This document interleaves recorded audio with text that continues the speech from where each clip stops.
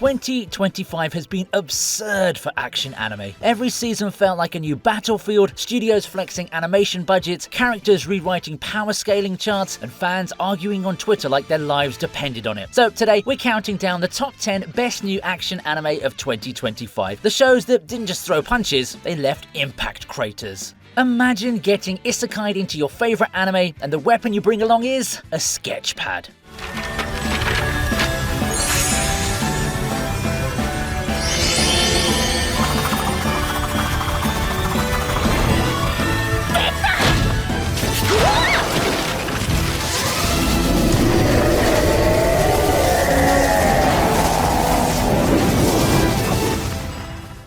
That's the wild premise of Zenshu, an original series where an animator literally gets isekai'd with her art supplies into an anime world and fights by drawing things to life. Wild, I know, right? It's an anime about anime, a meta-commentary wrapped in a fun action fantasy. It's poking fun at industry in-jokes and some genuinely heartwarming scenes about why we love these darn cartoons so much. Our heroine Natsuko doesn't just think outside the box, she doodles a new box, jumps out of it, and drop kicks the villain with a giant drawn mallet for good measure. The whole show feels like a love letter to creativity. You can sense the passion. And let's not forget the sakuga. When the pencil lines fly, the action gets surprisingly intense. Zenshu snuck up on me. I went in expecting artsy fluff and came out cheering as an anime to save the day with the power of imagination. Who knew self-insert isekai could be this cool?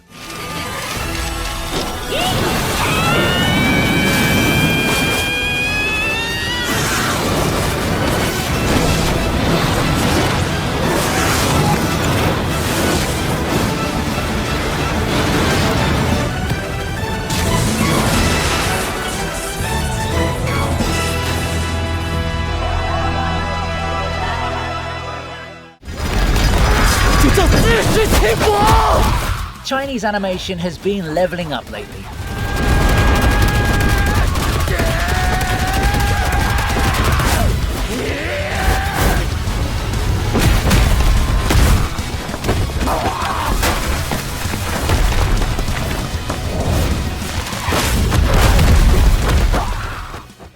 Literally in Super Cube, where a kid named Wang stumbles on an alien cube that basically hands him a cosmic cheat code. One moment he's getting sand kicked in his face, and suddenly he's flexing psychic powers and throwing down with superhuman bullies in high-octane fight scenes. The premise feels like someone mashed solo leveling with a Rubik's Cube from outer space, and honestly, I'm here for it. This show is pure wish fulfillment, and it knows it. Wang goes from zero to hero overnight, complete with a love interest and a whole new world of danger to explore. It is a tad cliche, sure. We've got the mysterious powers, the sudden confidence boost, the big baddies lurking in the shadows, but the action is downright slick. Yeah, the animators popped off on those fight sequences, and there's an earnest charm in its unapologetic coolness. Super Cube isn't trying to subvert tropes, it's just having a blast with them, and as a viewer, I really did too.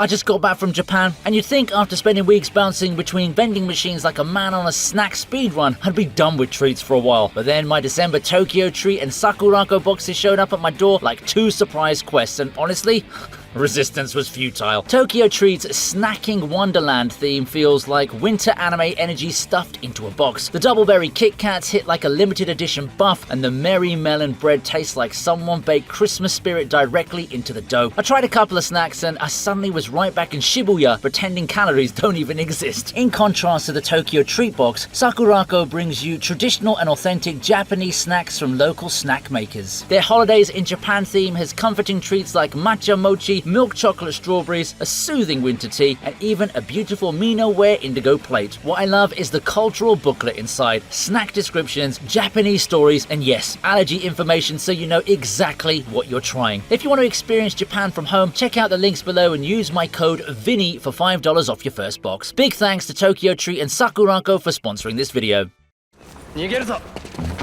What do you get when the creator of Cowboy Bebop teams up with the director of John Wick?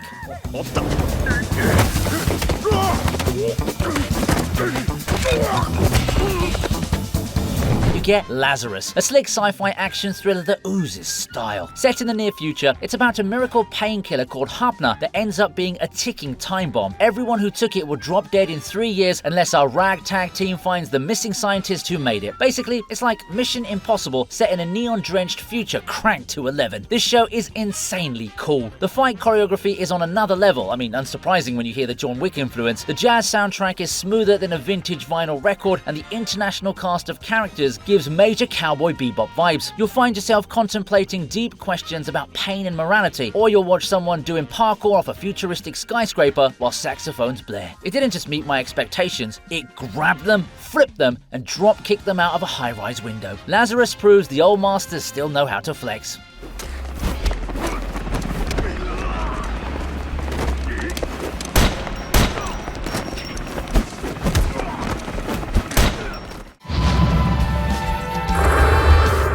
If you thought revenge was a dish best served cold, Scarlett's here to serve it flaming hot.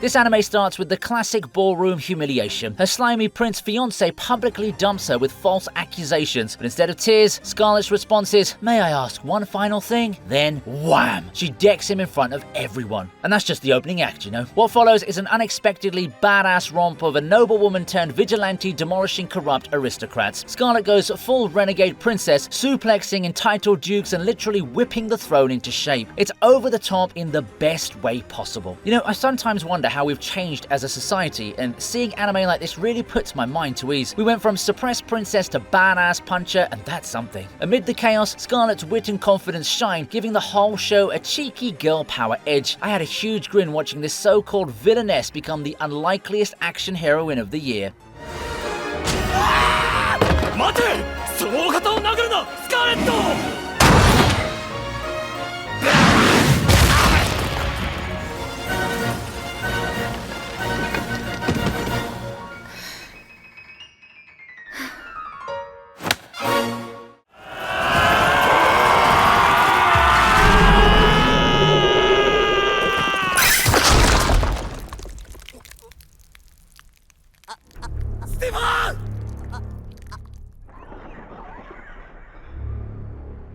Demon lords in anime have done some wild stuff, but adopting a human baby might just take the cake. Cleaver Test tosses the script on your typical hero versus demon saga. After the titular Beast King wrecks a kingdom and slaughters its heroes, he finds a surviving infant prince and decides to raise it. Oh, and for good measure, he resurrects one of the dead heroes as his zombie mate to help with childcare. Now, this is a thing that happens. We have equal parts dark fantasy and bizarre buddy cop comedy. Cleaver Test himself is a growling OP monster dad learning about humanity, while his undead heroine sidekick grudgingly changes diapers and questions her life choices. The tone can go from grim, there's no shortage of limbs flying in battles, to oddly wholesome within just seconds. It shouldn't work, but it does. Thanks to sharp writing and sheer audacity, Cleaver Test manages to be brutal, heartfelt, and darkly funny all at once, like Overlord if he took parental leave. お前はいい勇者になれる。ま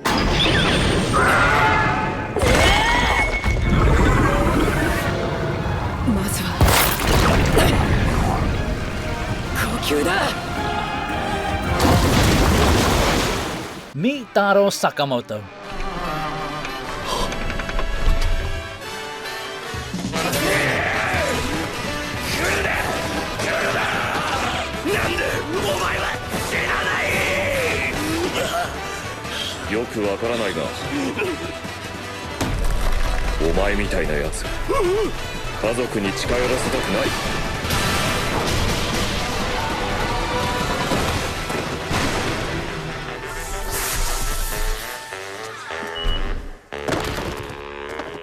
Former top hitman, current pudgy grocery store owner, and proof that a dad bod can be deadly. This guy left the assassination game to live a peaceful family life, but of course, the underworld just can't let him be. When old enemies track him down, Sakamoto doesn't grab a gun, he grabs a pack of frozen peas, discounted of course, and proceeds to dismantle goons with aisle 3 merchandising like it's nothing. This anime is an absolute riot. Sakamoto might look like he's one pork bun away from a nap, but the fight scenes say otherwise. They're creative, kinetic, and laugh out loud clever. Imagine John John Wick if he traded his suit for a convenience store apron. And the best part, he never loses that wholesome dad energy. Between the slapstick combat and genuine heart, he really just wants to protect his family. Sakamoto Days delivers action comedy gold with a smile.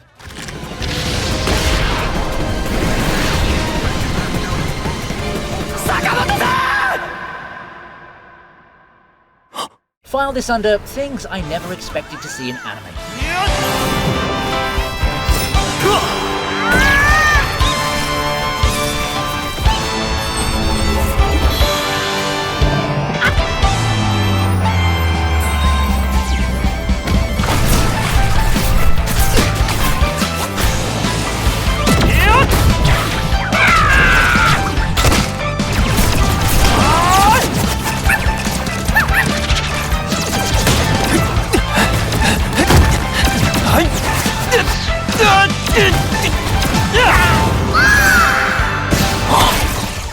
In this Chinese Xianxia epic, prodigy cultivator Fan Liangxiao is betrayed during a martial arts tournament and literally swallowed whole by his spiritual pet. Yikes. He reincarnates in a new body, finds his sect in shambles, and promptly sets out to settle the score and rebuild what he's lost. All-devouring whale Homecoming scratches that itch for over-the-top revenge fantasy. It's got all the staples, scheming villains, power-ups galore, plus a whale as the ultimate plot device. The animation leans into flashy magic battles and monstrous creatures. It's a bit ridiculous at times, but that's half the fun of it, I guess. Fan Liangxiao can obliterate an enemy with a giant spectral whale, and it's unapologetically tropey and a total adrenaline rush from start to finish. 小年，你也一定非常不甘心，好想证明自己吧？前世你失败了，这世请你答应我，把挡道的矛盾让落地。 Ever wanted a Sherlock Holmes style thriller mixed with Lovecraftian magic? Lord of Mysteries delivers exactly that.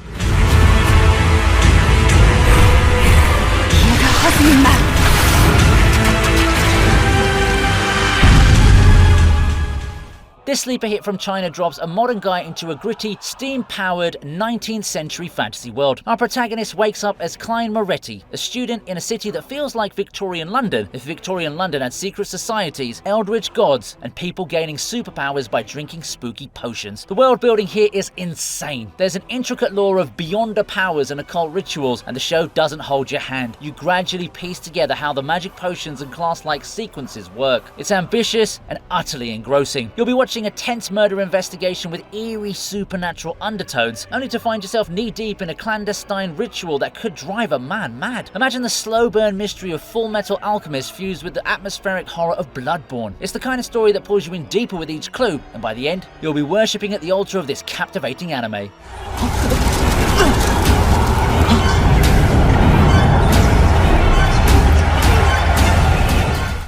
それに彼はヒーローではなくただの一般人です。 If there's one thing 2025's taught me, it's that even superheroes aren't safe from clout chasing.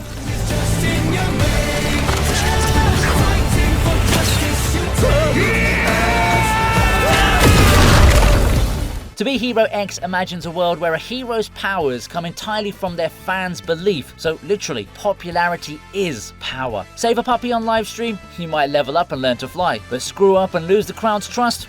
Say goodbye to your superpowers. This show is part satirical smackdown of our social media age, part absurd action extravaganza. It spoofs everything from hero tournaments to idol culture and delivers genuinely hype fights with a creative twist. I mean, you can clearly see that, but yeah. The animation quality goes unexpectedly hard, complete with a bombastic Samano soundtrack that makes every battle feel epic. This show really grabs onto you and makes sure you're hooked to it throughout. In the end, To Be Hero X is an all-out spectacle, and I loved every over-the-top second of it. These were my top 10 best new action anime of 2025. Do our lists match? If yes, let me know by giving this video a like. If not, feel free to share your top 10 in the comments. Let's discuss. Please subscribe to the channel and remember to turn on the notification bell icon to be updated every time I upload a new video. Thanks for watching, and I'll see you in the next one.